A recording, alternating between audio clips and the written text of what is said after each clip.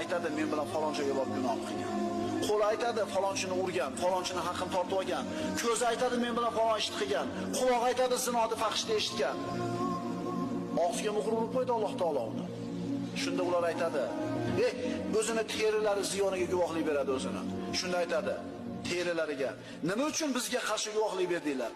Deyishganida terilari javob beradi. Bizlarni barcha narsani so'zlatgan zot Alloh so'zlatdi. Sizlarni dastlab u yaratgan va sizlar yana uning o'zligigina qaytarilibsizlar. Bir kun qaytib boramiz o'shaga. Ammo terini gapirishni tasavvur qila olasizmi? Til jag'i yo'q, lekin Alloh gapirtiradi. Alloh hammasiga qodir bo'lgan zot.